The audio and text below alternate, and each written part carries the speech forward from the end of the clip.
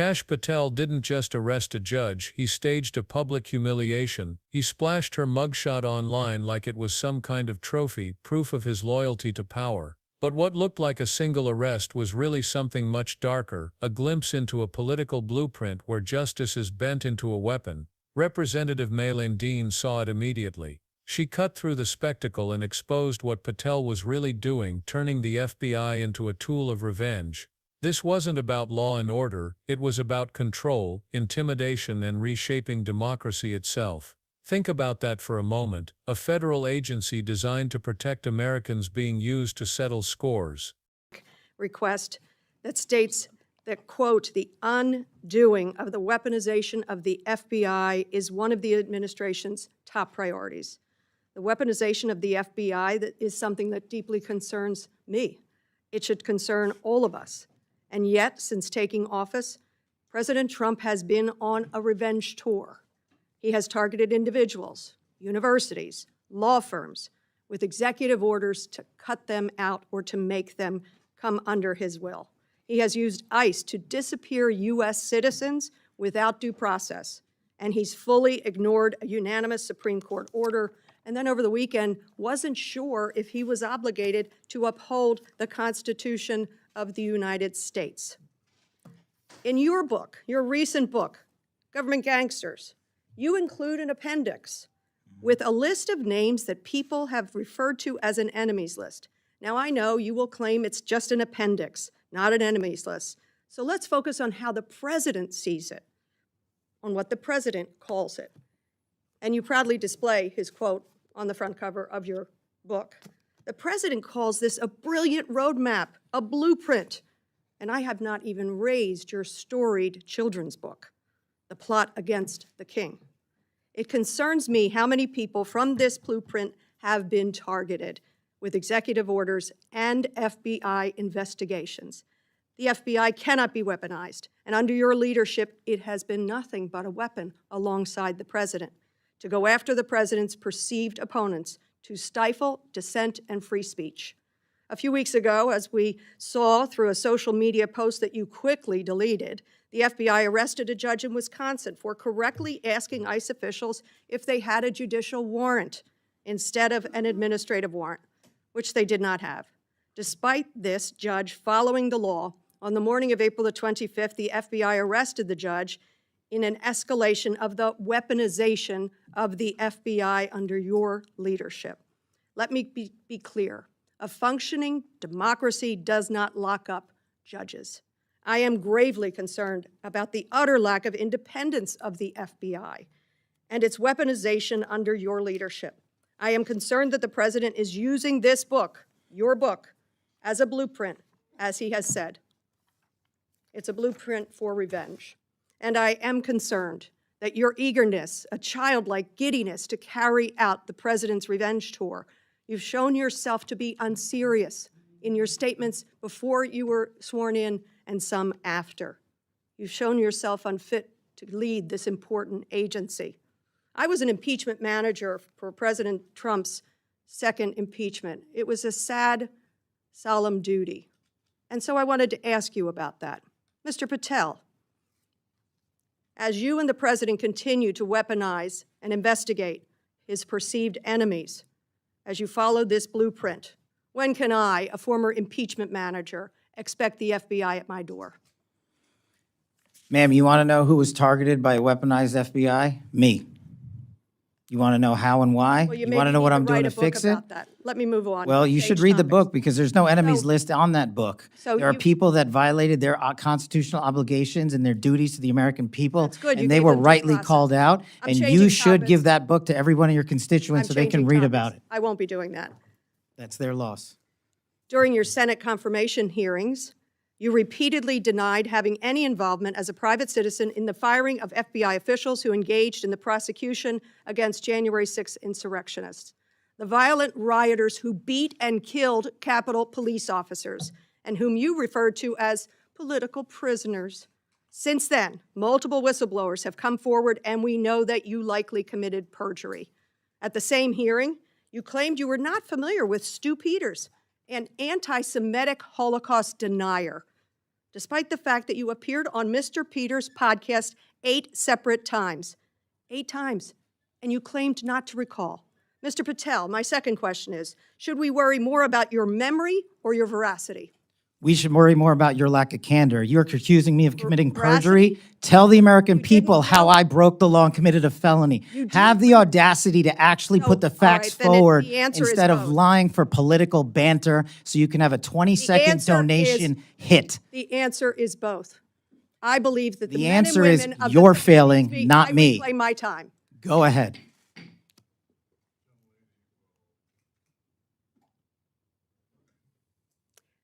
Mr. Patel, I believe that the members of the FBI, and I know many of them, many retired, 38,000 people, as you say, it's a little less than that now, deserve the very best, deserve extraordinary independence, deserve freedom from the fears of being investigated, the freedom of coming forward to make sure they're doing their job.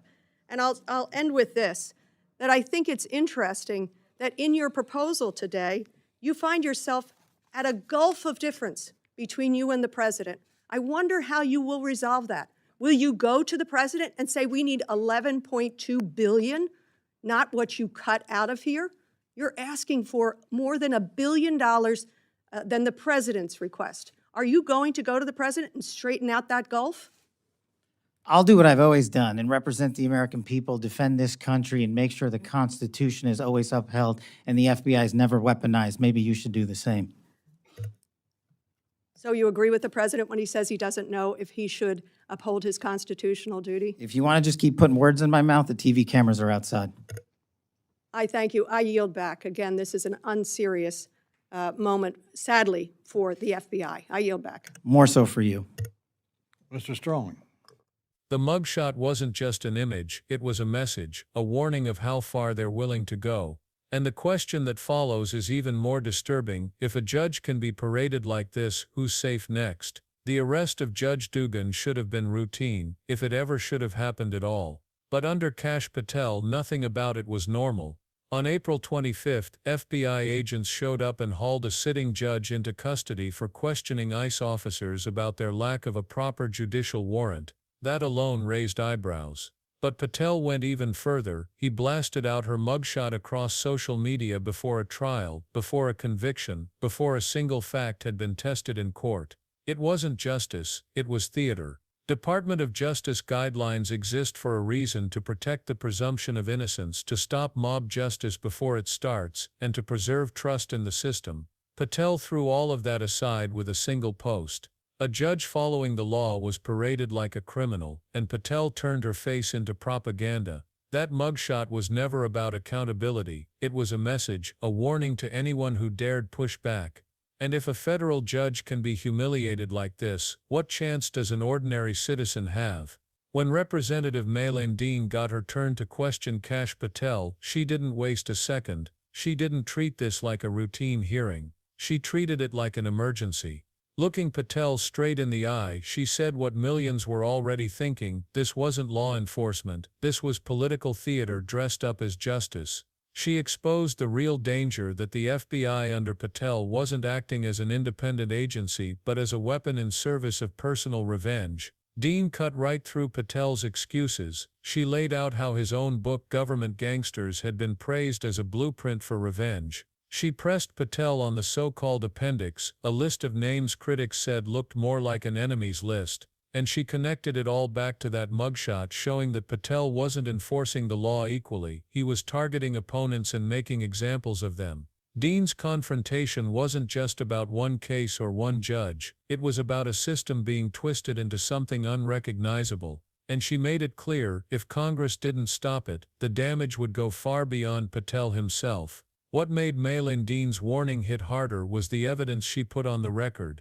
In Patel's own book, Government Gangsters, there's an appendix filled with names, officials, lawyers, public servants, people who dared to stand in the way. Patel insists it's not an enemies list. But then the book itself was described as a roadmap, a blueprint for what comes next. That wasn't speculation, that was written into its very pages. Dean drew a straight line from Patel's writings to the praise it received, to the arrests and investigations that followed. This wasn't about cleaning up corruption or restoring faith in government. It was about codifying revenge into a manual, turning political grudges into federal policy, and the mugshot of Judge Dugan. It suddenly looked less like an isolated act of aggression and more like the first page of that blueprint coming to life. For Dean, the message was undeniable. Patel wasn't just enforcing the law, he was following a playbook designed to punish, humiliate, and eliminate opponents. And the blueprint, she warned, was only beginning to unfold. The arrest of Judge Dugan was explosive, but it wasn't the only example. Maylene Dean reminded everyone that Patel's FBI had gone far beyond one courtroom. Citizens were reportedly detained by ICE without judicial warrants, stripped of due process in a way that made the Constitution look optional. Universities and law firms that pushed back against federal overreach suddenly found themselves cut off by executive orders. Even a unanimous Supreme Court ruling was brushed aside as if the highest court in the land carried no weight. This wasn't random, it was systemic. The pattern was unmistakable. Those who aligned with the administration's orbit were shielded, while those who questioned or resisted were singled out, investigated, or humiliated. The government's most powerful law enforcement body wasn't acting as a neutral guardian of justice, it was behaving like a political enforcer. Dean connected the dots, making it clear that Patel wasn't just an FBI director. He was carrying out a strategy, weaponizing the machinery of government to silence dissent. And if unchecked, she warned, this creeping abuse would become the new normal. If the blueprint wasn't alarming enough, Maylene Dean went straight for Patel's credibility, and what she laid out was devastating. During his Senate confirmation, Patel swore under oath that he had no role as a private citizen in the firing of FBI officials tied to the January 6 prosecutions. But since then, whistleblowers have surfaced, painting a very different picture. Their testimony suggested Patel was far more involved than he admitted, raising the specter of perjury, lying to Congress about his role in purging officials who investigated violent rioters. Then came the Stu Peters problem. Patel claimed under oath that he didn't even know the far-right extremist and Holocaust denier, yet records show he appeared on Peters' podcast not once, not twice, but 8 separate times. 8 times. Dean didn't let it slide. She asked the question bluntly, was this staggering memory failure, or deliberate deceit? Patel snapped back with deflections, accusing Dean of political theater. But the exchange revealed something bigger, that the man steering the FBI was already caught in a pattern of denial, evasion, and distortion. And if his word couldn't be trusted under oath, why should the country trust him with the nation's most powerful badge? Maylene Dean's next point cut even deeper. The FBI's independence was collapsing under Patel's leadership. For more than a century, the Bureau was supposed to be the shield, protecting Americans regardless of politics, standing above the noise of partisan fights. But under Patel, that shield was turning into a cudgel. Cases weren't being pursued to uphold the law, they were being pursued to send a message. Dean made it clear that when the FBI is used to intimidate political opponents, trust evaporates. Every arrest, every prosecution starts to look like payback instead of justice. The presumption of innocence, the foundation of the legal system, gets replaced with public humiliation and spectacle. The mugshot of Judge Dugan wasn't just a picture, it was proof that independence had been thrown out the window, and Patel's responses only confirmed the danger.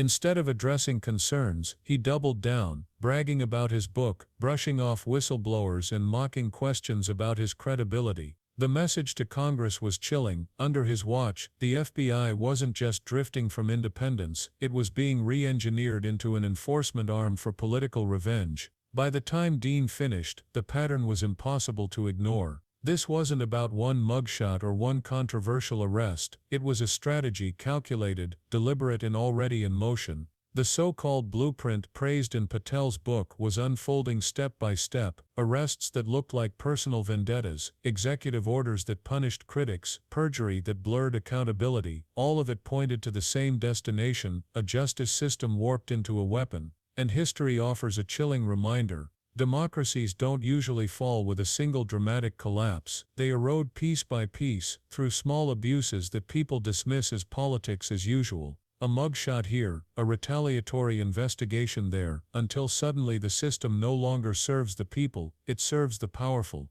Patel's behavior wasn't a glitch in the system, it was the system being rewritten in real time. Dean warned that if Congress didn't act, the message would be clear: loyalty mattered more than law, obedience mattered more than truth. And once that line is crossed, there's no easy way back. The blueprint wasn't just theory anymore, it was the operating manual for dismantling democracy. When the dust settled, it was clear this hearing wasn't just about Kash Patel's arrogance or Mailing Dean's persistence, it was about the fate of the justice system itself. A single mugshot had turned into a symbol of how power can be twisted into humiliation, how a federal agency built to protect Americans can be redirected to punish them. Dean's warning wasn't abstract, it was a roadmap of what happens when independence dies and loyalty takes its place. The danger wasn't hidden, it was right there, on display in Patel's words, in his book, in the selective prosecutions in public spectacles. Democracies don't collapse overnight, they crumble when the public shrugs, when abuses are normalized, when silence outweighs resistance. That's the real threat Patel represents. So the choice isn't complicated. Either we call this out for what it is, a blueprint for revenge disguised as justice, or we watch the lines blur until there's nothing left to defend. Because if judges can be paraded, if whistleblowers can be silenced, if perjury can be brushed off, then no one is safe. If you believe justice should never be weaponized, share this, stay alert, and don't look away.